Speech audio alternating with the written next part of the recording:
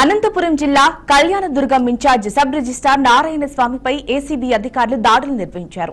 5 లక్షల రూపాయల లంచం తీసుకుంటుండగా నారాయణ స్వామిని ఏసీబీ అధికారులు రెడ్ హ్యాండెడ్ గా పట్టుకున్నారు. ఒక స్థలం రిజిస్ట్రేషన్ కోసం రియల్ ఎస్టేట్ వ్యాపారి నాగేంద్ర నాయక్ నుండి 5 లక్షల రూపాయలు లంచం డిమాండ్ చేసినట్లు బాధితుడు తెలిపారు.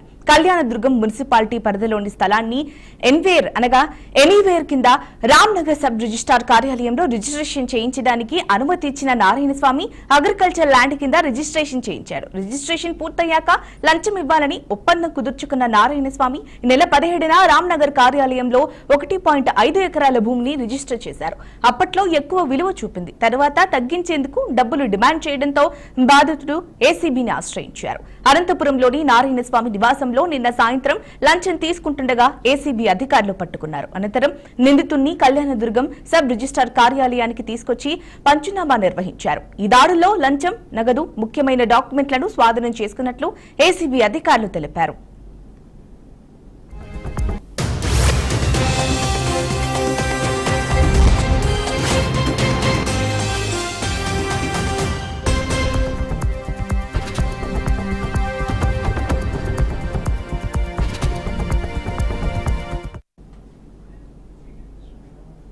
ఇక దీనికి సంబంధించి పూర్తి సమాచారం మా మేనేజింగ్ ఎడిటర్ చిదంబరం అందిస్తారు. చెప్పండి చిదంబరం.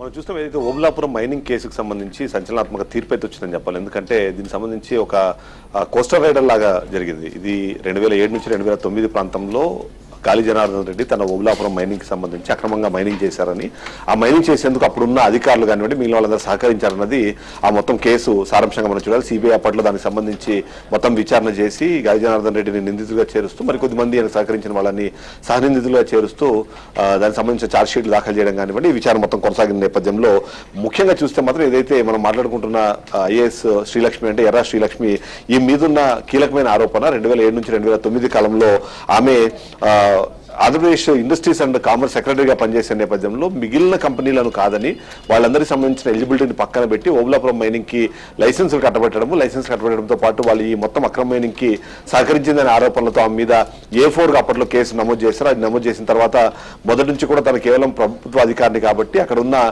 నిబంధనల మేరకే నేను ఈ లైసెన్సుల్ని ఇచ్చాను కాబట్టి నన్ను ఈ విచారణ నుంచి తప్పించాలని చెప్పి తను డిస్మిస్ పిటిషన్లు వేస్తూ వచ్చింది.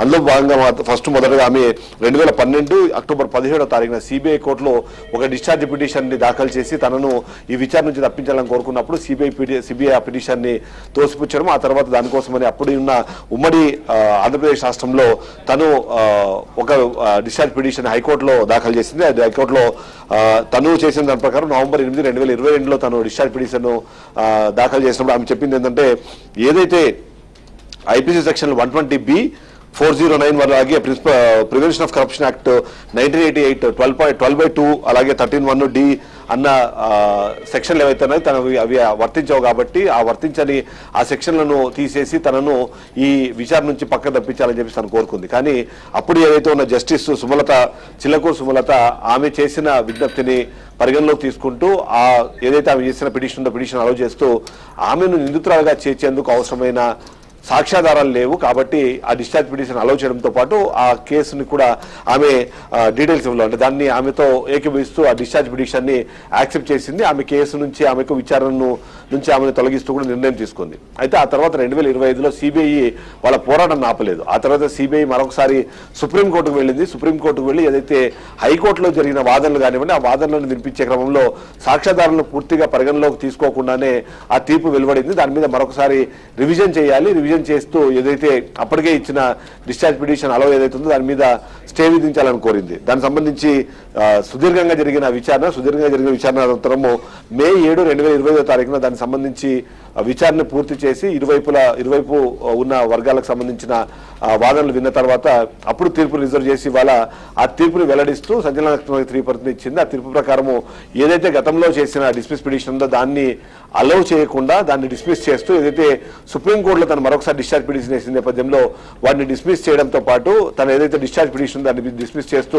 ఇప్పటిదాకా ఏదైతే విచారణ కొనసాగుతూ వచ్చిందో ఆ విచారణలో శ్రీలక్ష్మి పేరును ఇంక్లూడ్ చేసి ఆ విచారణ పూర్తి చేయాలని చెప్పి సిబిఐకి ఆదేశాలు జారీ చేసింది. ఈ విధంగా చూస్తే ఏదైతే శ్రీలక్ష్మి మొదటి నుంచి చెప్తున్నట్టుగా తనకు ఈ నేరానికి సంబంధం లేదు, కేవలం తన తన ఏదైతే ఉందో తన విధులు మాత్రం నిర్వర్తించిన నేపథ్యం కాదు, ఇక్కడ ఖచ్చితంగా ఈమె ప్రమేయం ఉండే అవకాశం ఉంది కాబట్టి అది విచారణ జరగకుండా అలాంటి ఒక నిర్ణయం ప్రకటించడం కానివ్వండి, దానికి అవసరమైన సాక్ష్యాధారాలు లేవని ఏదైతే మెన్షన్ చేసిన హైకోర్టు తీర్పును కూడా తప్పుపట్టినట్టుగా మనకు తెలుస్తుంది. అందులో భాగంగానే ఇప్పుడు సుప్రీంకోర్టు ఇచ్చిన దాని ప్రకారము ఇప్పుడు మరొకసారి శ్రీలక్ష్మి ఓబులాపురం మైనింగ్ కి సంబంధించిన కేసులో పూర్తి స్థాయిలో విచారణ ఎదుర్కోవాలి. ఇప్పటికే కన్విక్ట్ అయిన గాలి జనార్దన్ రెడ్డిని కానివ్వండి, ఆయన ఇప్పటికే అతన్ని నిందితుడిగా ప్రకటిస్తూ తీర్పు వెలువరించిన నేపథ్యంలో ఈమె చేసిన ఈ కార్యక్రమం వల్ల ఏదైతే దేశ సంపదకు వచ్చిన నష్టం కానివ్వండి, ఆ కేసులో ఆమెకున్న ప్రమేయాన్ని పూర్తి స్థాయిలో ఇప్పుడు విచారించి ఆమెను నిందితురాలుగా చేర్చాలనేది సుప్రీంకోర్టు ఇచ్చిన ఆదేశాల ప్రకారం మనకు అర్థమవుతుంది. Jhansi, thank you.